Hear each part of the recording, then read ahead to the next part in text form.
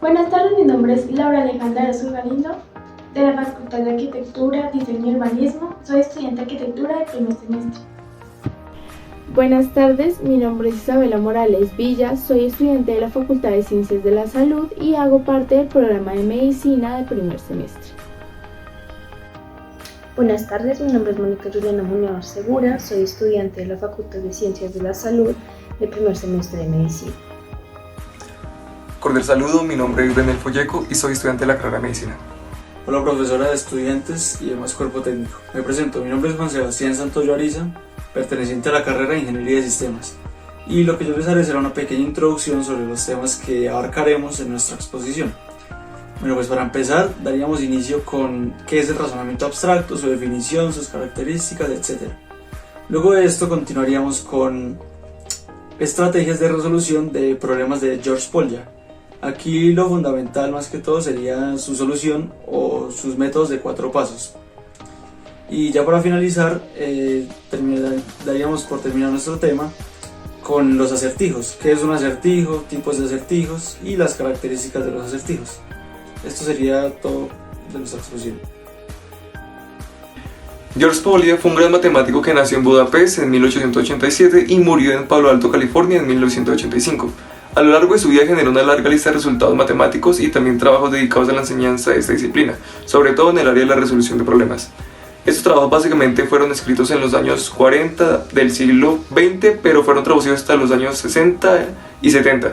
Se trata de un personaje clave en la resolución de problemas y es considerado el pionero o gestor de las primeras etapas de esta temática. En este momento vamos a hablar sobre el método de los 4 pasos, en el cual George Polya propone en su libro El método de los 4 pasos, 4 pasos para solucionar cualquier pregunta o problema de generarle una solución, los cuales son comprender el problema, conseguir un plan, ejecutar el plan y examinar la solución. Para cada una de estas etapas, el plan da una serie de preguntas y sugerencias, las cuales hablaremos a continuación. El primer paso de George Polya, comprender el problema, se asemeja a encender una linterna en la oscuridad. Es el punto de partida de todo el proceso de resolución. Para comenzar, es crucial analizar el problema minuciosamente. Esto implica leer y releer la descripción del problema para comprender su alcance y contexto.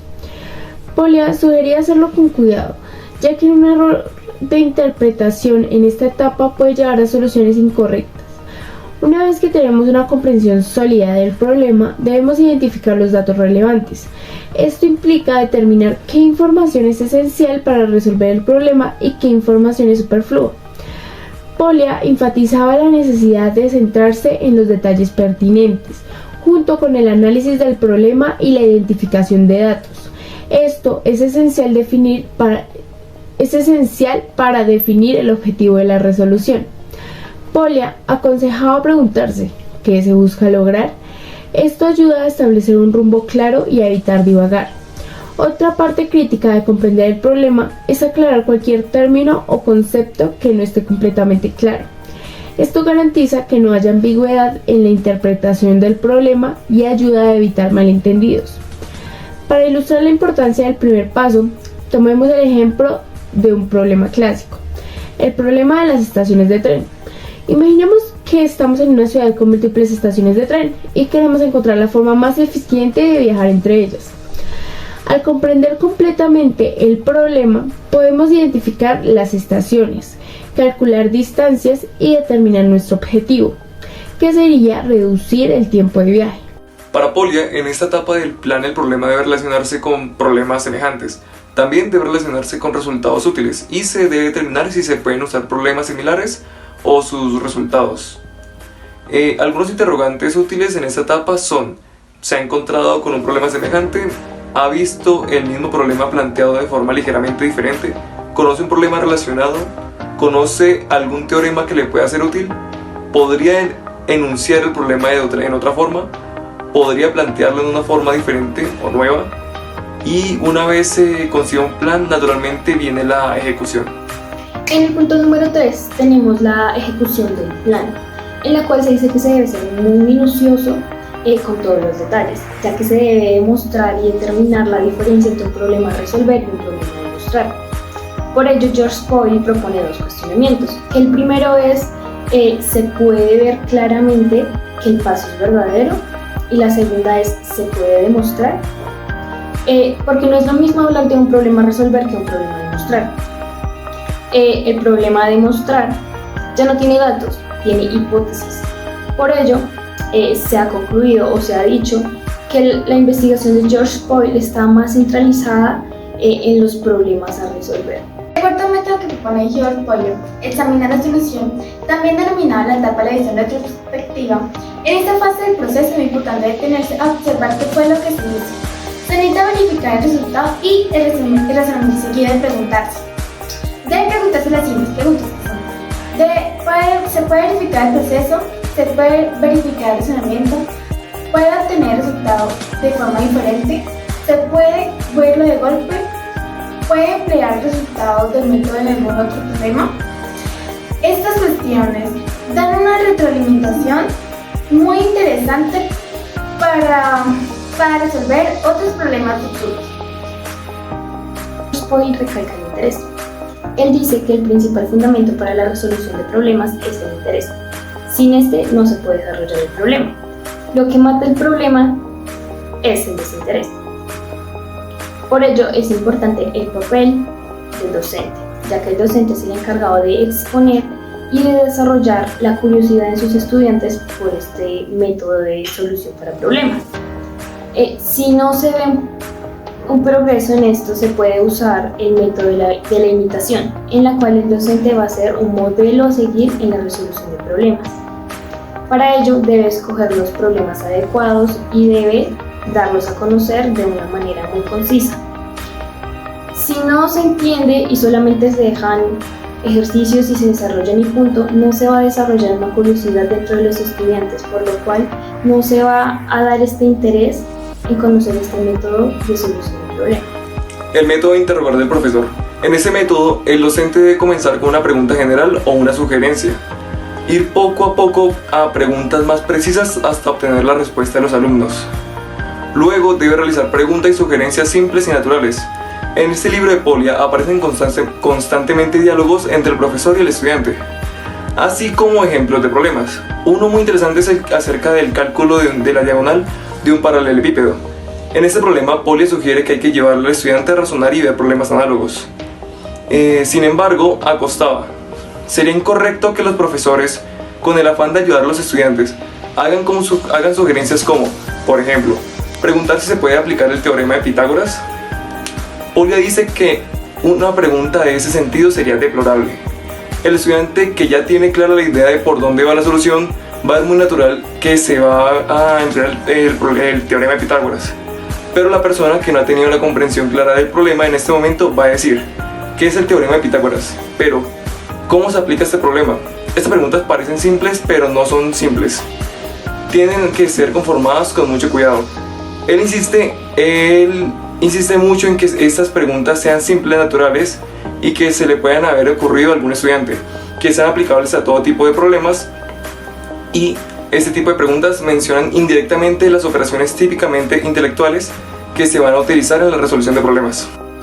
En este momento vamos a ver las características de las preguntas y las sugerencias. Según las generalidades, las preguntas y sugerencias no están restringidas a un determinado tema, ya sea un problema algebraico, geométrico o cualquier tipo de adivinanza o situación que nosotros queramos resolver. Polya plantea que las preguntas son aplicables. Señala que cualquier tipo de persona que pueda interesarse en la resolución de problemas, este tipo de acertijos, juegos y enigmas no necesariamente contienen una aplicación directamente en la vida real, pero estimulan el pensamiento. Esta curiosidad se debe trasladar a la matemática para que sea algo natural también, y por lo tanto las preguntas deben ser generales. En el sentido común, las preguntas tienen que ser naturales, sencillas, y esto es lo que plantea Polya. Constantemente ver una pregunta, cuáles son sus datos, cuáles son sus posiciones. En realidad, este tipo de preguntas aplican a cualquier ámbito del saber y no necesariamente a las matemáticas. Sugieren una cierta conducta que debe presentarse en forma natural en la mente de cualquier cualquiera que tenga un cierto sentido común.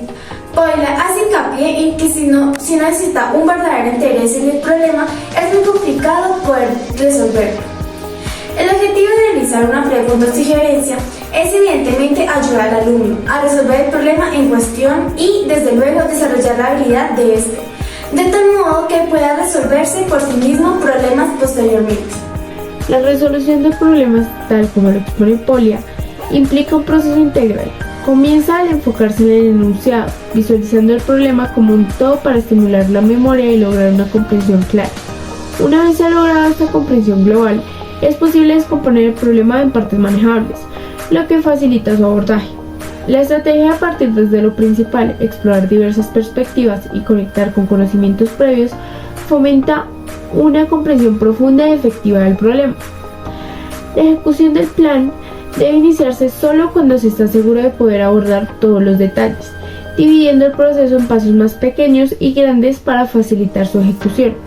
Además, la visión retrospectiva se revela como crucial, ya que tras resolver el problema se adquiere un aprendizaje aplicable a futuros desafíos, destacando así la importancia de la reflexión y el continuo crecimiento en el proceso de resolución de problemas. En este momento hablaremos sobre las heurísticas. Boyle afirma que la selección de preguntas que se plantean para cada caso no se escogen al azar. Existen aspectos lógicos y psicológicos relacionados entre sí para la formulación de dichas preguntas. Básicamente lo que plantea es el estudio de la heurística, busca obtener puntos comunes en cualquier tipo de problemas. Lo que se quiere obtener son las características generales, estrategias de solución independientemente del problema. El objetivo es comprender esas estrategias típicamente útiles en la resolución de problemas. Algunas de estas heurísticas son la variación del problema, la generalización, la particulación y la analogía.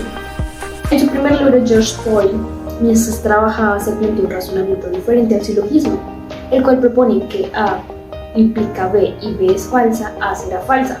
Esto es un razonamiento considerado lógico, que tiene unas características de impersonalidad, lo que quiere decir que no depende de la persona, porque todos pensamos de manera diferente.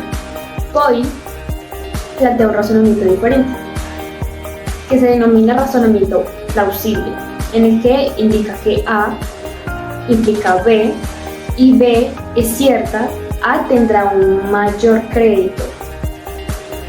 También dice que considerar como lógico este razonamiento es una locura, pero el no considerarlo es una locura aún mayor.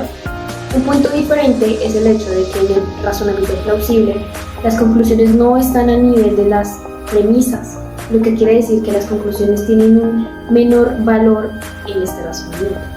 ¿Qué son los acertijos?